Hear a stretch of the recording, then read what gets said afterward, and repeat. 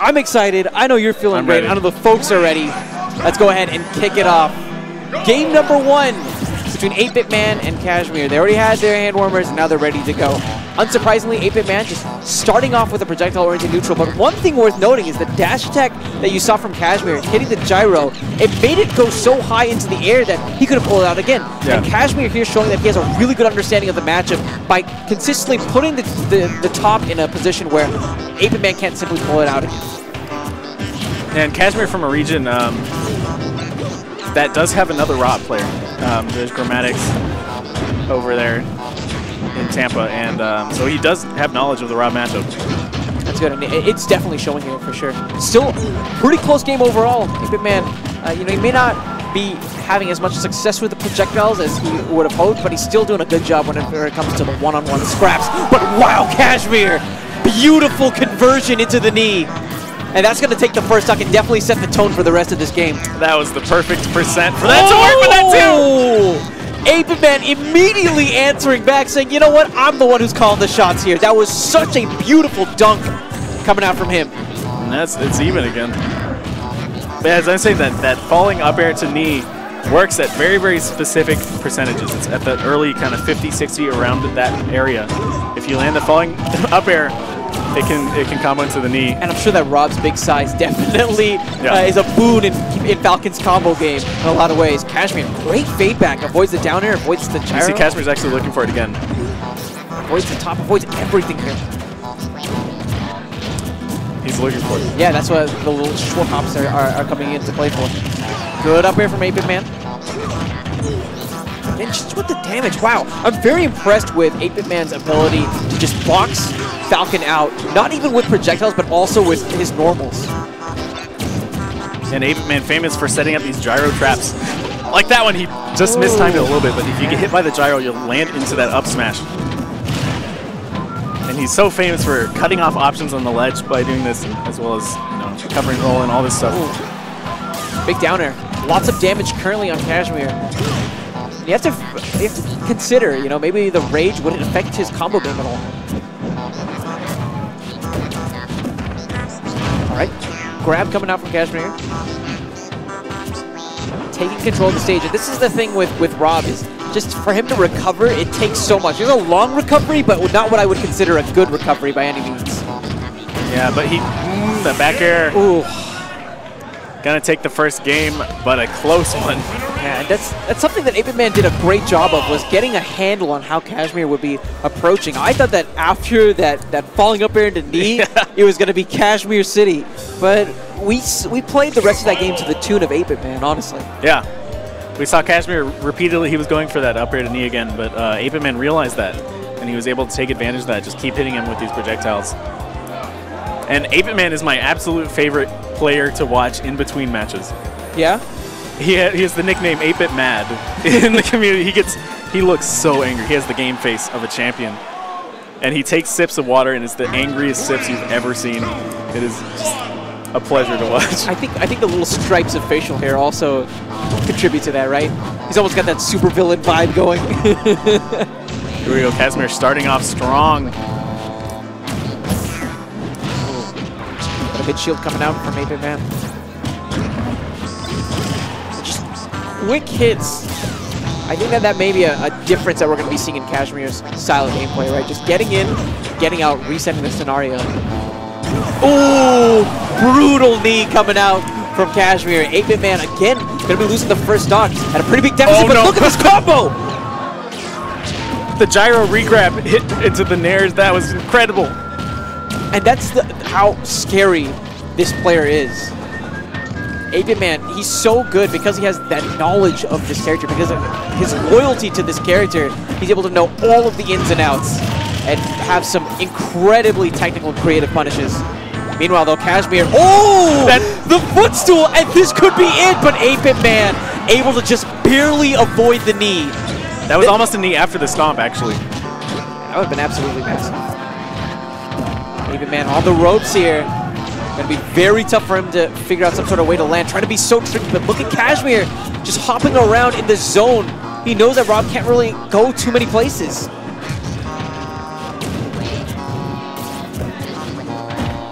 Okay, great. Wow, confidence on that grabbing of this high of a percent. Able to air dodge the up air as well. That would have been the stock. Okay, throwing the top straight up, taking the tool off of the table.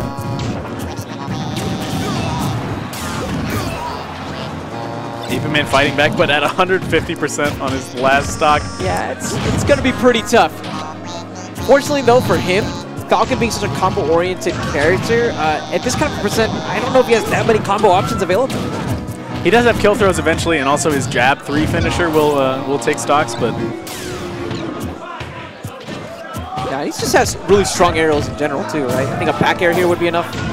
Good mash out from 8-Bit, keeping him alive, actually. 8BitMan actually holding on here. I mean, it's entirely possible, but the gentleman, ooh. Quick 3-piece. So now watch the water sip. It's the angry sip. That one's pretty tame. That was pretty tame sip. This isn't 8BitMan yet. Is that 8BitMan? He hasn't ascended yet. I like the grunt after, like, it's like the SpongeBob meme. I feel like I see him. He's just going to extend his hands. But that's the Cashmere I'm used to seeing. That is classic Cashmere. That's a treat to watch, and I'm sure he's definitely garnered a lot of new fans after that. And how fortunate! We've been so accustomed to seeing the beatdown from some of these top players. Now a really evenly matched set of players duking it out on the head-to-head. We're getting into those, you know, winners semis of the pool, those kind of matches. So it's, you know, top 4 seeds of these pools duking it out, and they're all fantastic matches. I'm so glad we got to watch this one. And going all the way to a game 3. Yeah, like as we were saying, that's why Cashmere recently was in talks with the 2GG votes to get sent out to, you know, the sagas and all this stuff, because people need to see this Falcon. Yeah, I can totally see why. I'm a fan. He's converted me very quickly. One game is all it took. One game is all it took, man. One game is all it took. And one game is all it takes for both of these players as well. Game number 3 as we head over to Battlefield for the final game in this series. Of course, this stage can be useful for both characters. I mean, Falcon can use the platforms at times to sort of reset his jumps, maybe extend the combos, but the big talking point is going to be how 8BitMan is able to use it, kind of shark underneath with these up airs, consistently pester and trap Cashmere. Yeah, but it allows him to also avoid a little bit of Cashmere's ground game. Having those platforms to retreat to helps out Rob, I think, in this manner. Wow. This game, neck and neck right now, but the juggle's coming through. You're still noticing that it's not only Rob that can shark underneath those platforms too. Falcon with that up air, I mean, it has really surprisingly good coverage. Yeah, up air is like kind of secretly Falcon's one of his best aerials. Oh yeah. Ever since Melee, its function is just fantastic. Hey, 64. 64 has that functionality too. Oh, good from 8BitMan. Again, having the handle on Cashmere's approaches, finding the little pokes, the little hits that he needs to alleviate the pressure. Surprised we didn't see a bigger punish from Cashmere there, though. That was a strong commitment from 8BitMan. Yeah, he was going, I talked about that classic Cashmere. He was going for the classic 8BitMan stuff, you know, that gyro setup into the up smash. He just happened to miss that time, and Cashmere wasn't able to take advantage of that. Incredibly close game. Gonna come down to the margins here for this first stock. I love 8BitMan though. Sitting where he is, he has that platform to cover his head. You know, Falcon can't come in with the normal trajectory that he wants to. He's got to turn it. He's got to switch things up a bit. That may be explaining some of the more shielded approaches we're seeing from Cashmere. Whiffing the grab, and that's going to be the stock. Yeah, that's huge. Getting tombstone there. Now 8BitMan just one stock away from advancing in his pool. Okay. But the Falcon-itis, perhaps.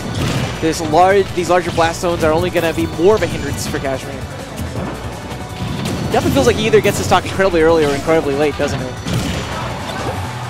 Backer not quite going to take it. Rob, a heavy character. And look at Cashmere. He's trying to use the gyro himself, maybe trying to get some traps of his own. Up air will end up actually taking it. So now, last stocks all around the table. And only 27% on Cashmere. This is even. Not for long. Oh, wow. Cashmere stringing together a beautiful sequence of aerials to go and maintain a slight lead, and a great look at the spacing on that up air. Absolutely pristine. Making the most of that horizontal range. Knee comes out. Not enough. The larger blast zone being a contributing factor. The crowd rallying currently behind Cashmere, though it still feels like a bit of a divided crowd. 8BitMan certainly has his fans in this area as well. Forward throw comes out. But the momentum has shifted here. Oh, very significantly. 8BitMan was controlling the pace earlier, and now it's all Cashmere. It certainly is. Wow. He's constantly putting 8BitMan on the back, but he hasn't had a chance really to play yet. I mean, he's only taken 5% since 8BitMan lost his last stock. That's insane. And this could potentially be how it starts. 8BitMan starting up the projectile-oriented neutral, catching Cashmere on this platform. That gyro stopping that grab attempt. Oh, but look at Cashmere starting to use some of 8BitMan's tools against him. He can't stay on that ledge forever. 8BitMan trying to figure out a way. Great, perfect shield. That jab is going to KO soon if it's at the ledge. It's true. Wow. That was so brave from 8BitMan.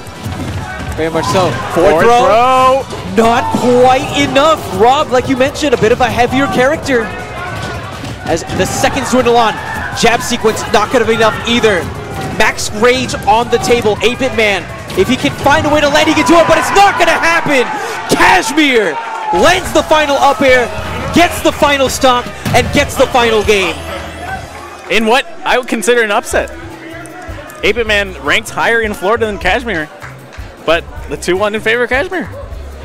Great play. Phenomenal Falcon play overall, and honestly, so much of it feels like it dealt with the spacing around that up air. Yeah. You saw Cashmere, whenever he would be approaching, landing with these max range up airs. And normally when you say that, you think from a vertical standpoint. No, it was all from a horizontal.